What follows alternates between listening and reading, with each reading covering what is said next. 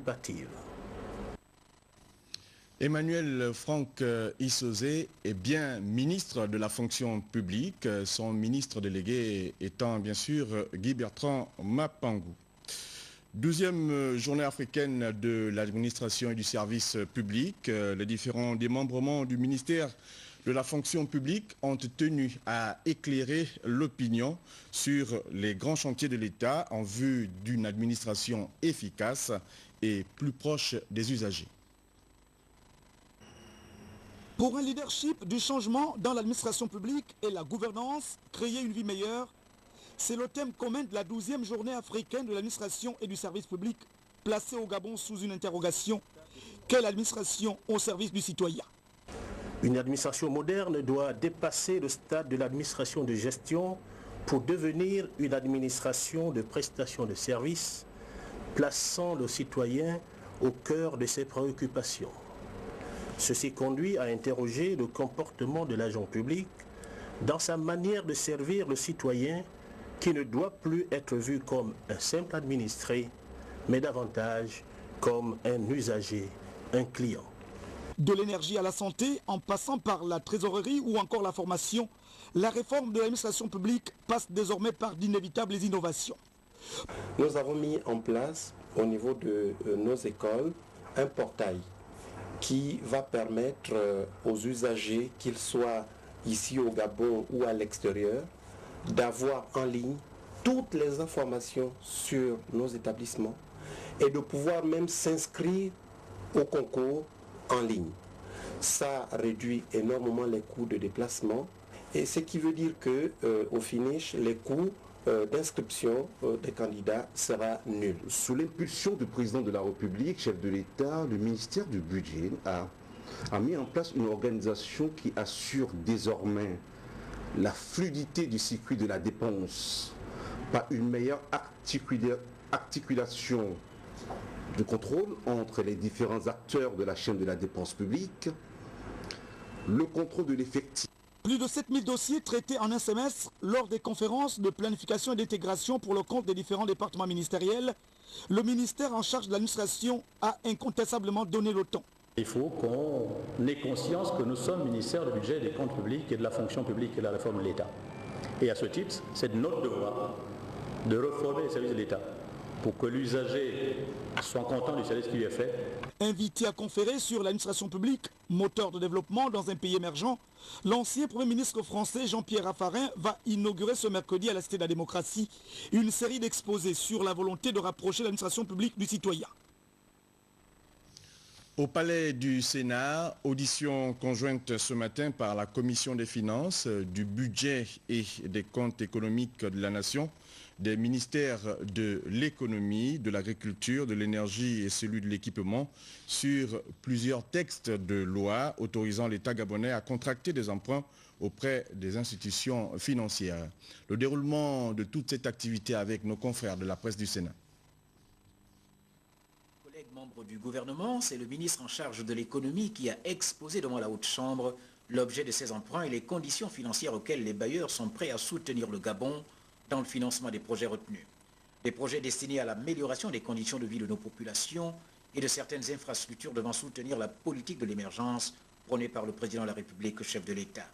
Ce sont donc 5 accords, dont 2 signés avec l'Agence française de développement AFD, pour le financement du projet de développement et d'investissement agricole du Gabon Prodiag et de la reconstruction d'urgence du pont Boulingui dans la zone d'Olomi. En effet, en dépit d'énormes potentialités dont un climat favorable et un sol très fertile, le Gabon reste fortement dépendant de l'extérieur en produits agricoles. Ainsi donc, la nouvelle politique agro-pastorale et rurale a pour objectif d'assurer la sécurité alimentaire du pays, lutter contre la pauvreté en zone rurale et accroître la contribution du secteur à la formation du PIB tout en préservant l'environnement. S'agissant du prêt servant à la construction d'urgence du pont Boulingui dans la zone d'Olomi, il vient résoudre un problème d'assainissement urbain. En effet, sur 108 km de drains naturels dans lesquels les effluents s'écoulent à ciel ouvert, seuls 2,5 km ont été aménagés ces 20 dernières années. Le projet vise la relance d'une politique d'assainissement d'une part et la réalisation d'un programme de travaux d'autre part.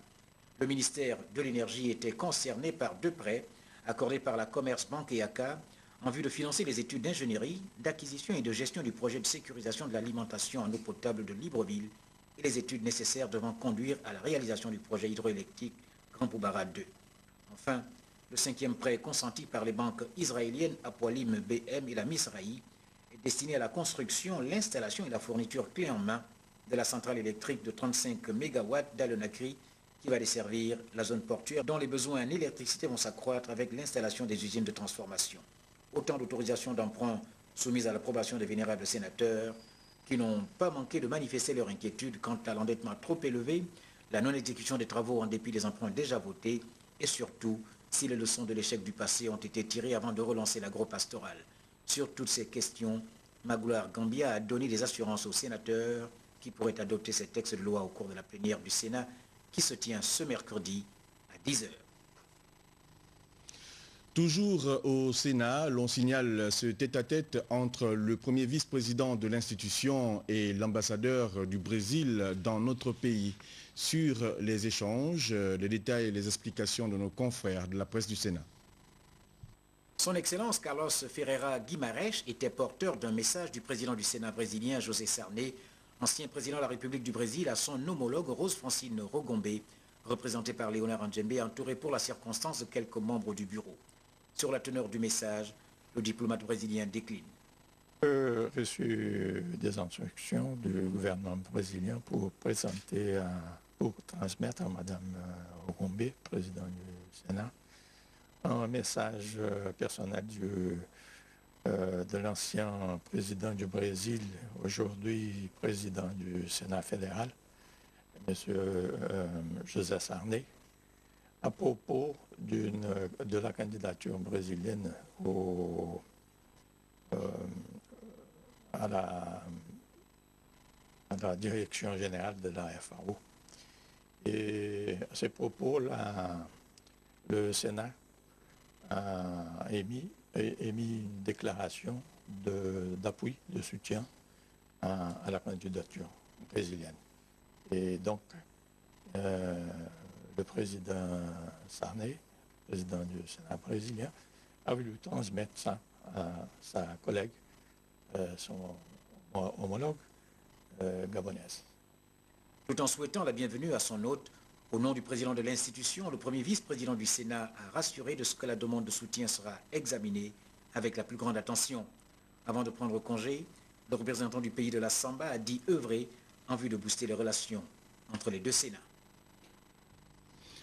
À l'autre chambre du Parlement, poursuite des travaux sur le séminaire consacré donc au rôle des parlementaires dans la promotion de la bonne gouvernance en matière de gestion des finances publiques et de redevabilité. Après avoir épluché les premiers modules proposés par les experts de la BAD, initiateurs du séminaire, les parlementaires n'ont pas caché leur satisfaction. Julia Florodembe, Amédée Mavungu, Jacques Hervé Arono. Banque africaine de développement, ce séminaire axé sur le rôle des parlementaires dans la promotion de la bonne gestion des finances publiques et la redevabilité voit la participation des parlementaires membres de la commission des finances et des cadres de l'administration au public. Animés par des experts en la matière, les participants s'approprient davantage à travers des modules qui leur sont proposés les notions de bonne gouvernance, à savoir le processus d'élaboration des politiques, la détermination des ressources budgétaires et les allocations des ressources aux différents ministères sectoriels, la responsabilité des parlementaires dans la détermination des recettes budgétaires et notions de politique fiscale, pour ne citer que cela. Au deuxième jour des travaux, les honorables députés apprécient le bien fondé de ces assises. C'est donc utile pour un grand nombre de députés parce que ça leur permet de voir les expériences qui se passent dans d'autres pays en matière donc de gestion des finances publiques et notamment la contribution du Parlement. Mais je dois dire que ce séminaire sur la bonne gouvernance, je dois dire, peut être considéré comme étant un énième séminaire parce que ça fait plus de 10 ans que notre pays est engagé sur un programme de bonne gouvernance. L'un de ces programmes a d'ailleurs été financé par la Banque africaine de développement depuis 1983, le programme national de bonne gouvernance. Et les résultats, on doit dire que jusqu'à présent, sont quand même assez décevants. Parce que entre ce qui est préconisé et la réalité, il y a un écart énorme. Le rôle du député, c'est contrôler l'action du gouvernement, consentir l'impôt et voter les lois. Donc ce séminaire fait partie des outils dont on a besoin pour mieux contrôler l'action du gouvernement. Et là, il s'agit de la promotion de la bonne gouvernance et de la gestion des finances publiques. Alors, le député est là pour contrôler le gouvernement et voir comment le gouvernement gère les finances publiques, comment le gouvernement procède, si le gouvernement agit dans la bonne gouvernance ou dans la malgouvernance. Alors ces outils nous permettent d'évaluer le gouvernement. En initiant ce séminaire, la BAD veut emmener les décideurs à mettre en œuvre des politiques et programmes de développement capables de favoriser une croissance réelle et durable en vue de la réduction de la pauvreté. Nous restons à l'Assemblée nationale pour dire que dans le cadre de la découverte du Gabon et pour une meilleure connaissance de son fonctionnement, les stagiaires de l'école d'état-major de Libreville et les étudiants de l'Institut national des sciences de gestion, regroupés au sein du club management, ont visité le palais Léomba, comme nous le rapportent ici nos confrères de la presse de l'Assemblée nationale. Dans le cadre de la découverte du Gabon pour une meilleure connaissance de son fonctionnement, les stagiaires de l'école d'état-major de Libreville ont visité l'Assemblée nationale gabonaise. À la salle Paul Ndjenjengonjou, les stagiaires ont eu droit à un bref aperçu historique de la première chambre du Parlement gabonais. L'école d'état-major de Libreville est un établissement international, né en 2001 d'un partenariat entre la France et le Gabon. Elle forme des officiers africains aux techniques des états-majors nationaux ou interalliés et les prépare à participer à des opérations de maintien de la paix sur tous les théâtres conflits. Pour la scolarité 2010-2011, la 10e promotion est composée de 43 capitaines et commandants constituant l'élite militaire des 13 pays africains. Au terme de cette visite, à la question « Pourquoi le chat de l'Assemblée nationale ?», le commandant-major officier supérieur adjoint de l'école d'état-major de Libreville, Aloïse Moussopeda. L'Assemblée nationale gabonaise étant une des chambres du Parlement gabonais, ayant pour rôle principal de voter les lois et de contrôler l'action du gouvernement. Et l'école d'état-major de Libreville que je représente avec la 10e promotion, qui en son sein contient 13 nationalités et 44 officiers stagiaires, elle est là pour rôle de former les élites militaires. C'est donc pour permettre à ces jeunes officiers qui demain vont occuper de hautes fonctions dans leurs armées respectives, de mieux connaître les institutions gabonaises que nous avons choisi, en premier lieu l'Assemblée nationale.